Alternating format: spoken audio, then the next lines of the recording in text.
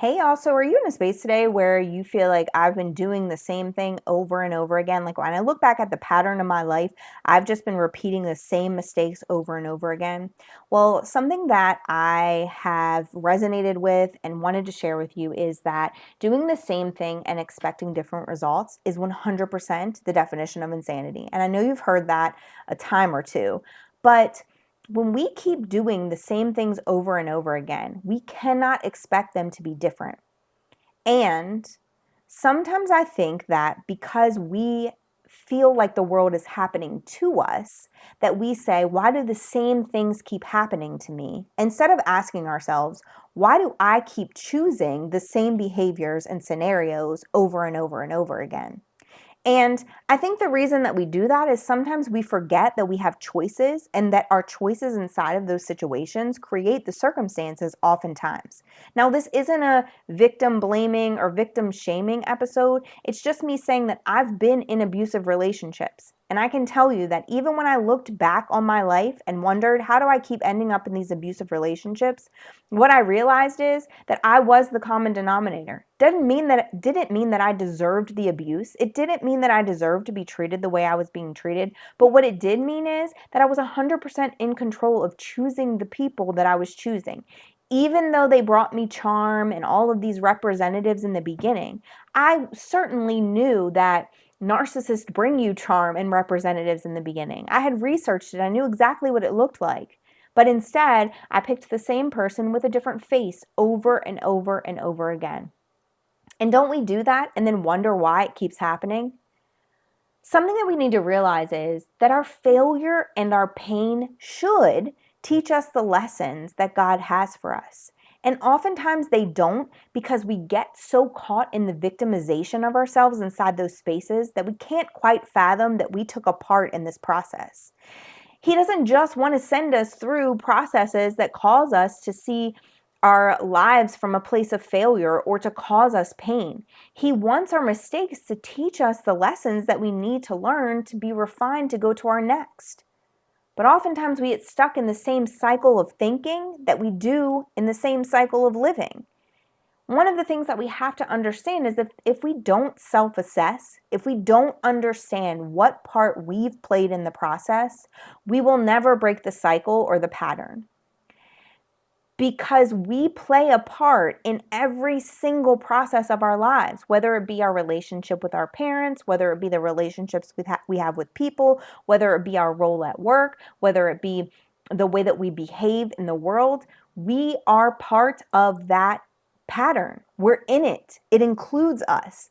And so if it includes us, then there has to be something that we're doing over and over again for the pattern to continue to happen.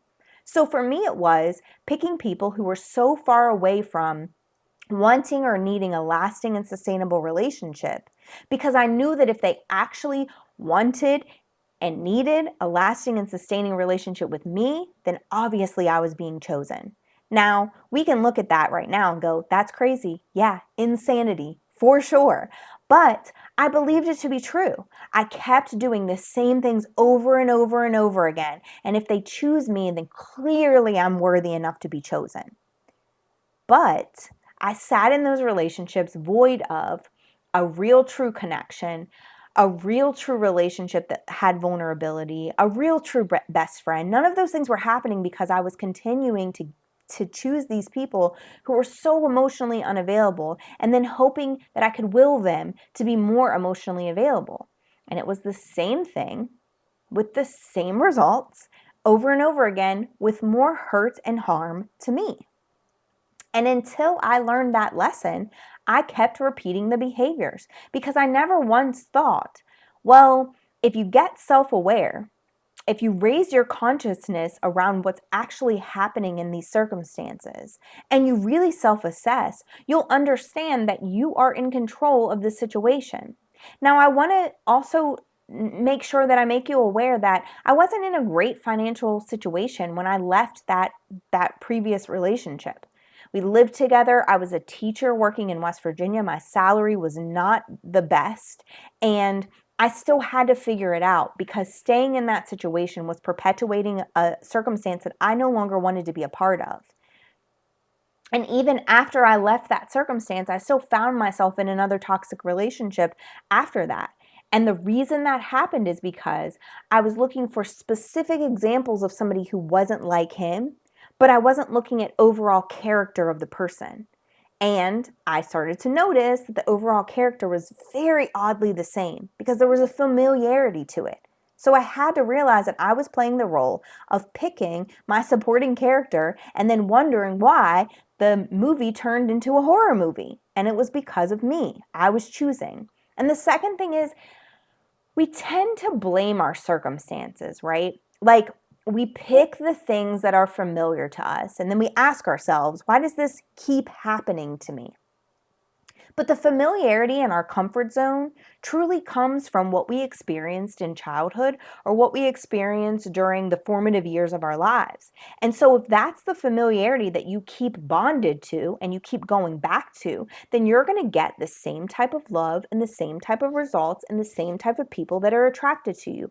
Why does that happen? Because you act in the world in such a way where you attract those people because you've learned to act in the world in that way in order to receive love from the people who were in your childhood. It doesn't change because the familiarity is there and you go back to what you know.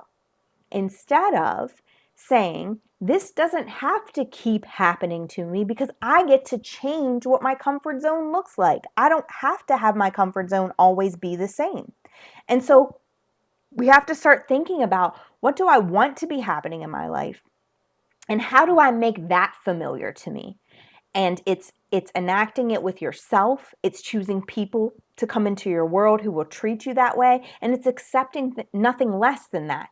Even if the people that you call your family and who you were birthed from never stop treating you that way, you still are able to choose other people in your life who will treat you differently. And then you call that your familiar. You no longer allow the things from the past that have haunted you to continue to haunt you now. And the thing is that we repeat the patterns that we refuse to get curious about. So if you don't ask yourself the questions around self-awareness and consciousness and self-assessing yourself, if you don't ask yourself, I wonder why this keeps happening. I mean, because if you look back at the things from your past, you probably can fully see the pattern. This person did this, I accepted this, I acted this way, I played this role, they played this role, they're the same, and it repeated over and over again. And if you can see that, then you can certainly tell yourself, this is what I do in relationship. This is how I perform in relationship.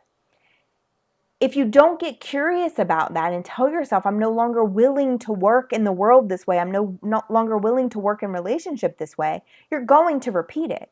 Because the first step in changing anything is to be aware that you even do it in the first place. We have to understand that life isn't always happening to us, that we have the control to make things happen in our lives. We have the control to consult with God. We have the control to do things differently in our movements and our behaviors. And once we do that, then and only then will we start to see that the patterns are going to be broken in our life, the cycles are going to be shifted in our lives, and we're going to start to see real sustainable changes. Sustainable changes in the type of people that we're picking, sustainable changes in the type of work that we're picking, the jobs, the work environments, the friendships, the relationships with family. We will start to see it change. But the first things we have to realize are that God wants us to learn a lesson through our pain. He wants us to see our frustration as a learning tool. And once we do, then we can start to see the role that we've played in our processes all along and determine that this isn't happening to us. It happened for us, and now we have to make things happen differently. So if you're in that space today, make sure you go to my social media and subscribe, follow me on all those pages. Also, like and subscribe to this channel. If this message resonated with you, remember that knowledge gained and kept to yourself is selfish, but knowledge gained and shared with the world is our way of helping people to break free from the bondage that they're experiencing. So if you know somebody who really needs to hear this video, please share it with them. Comment below some things that you were able to shift in your life that helped you break free from cycles that you've been experiencing. I would love to hear from you. Thank you again for tuning in, and I'll see you again next time.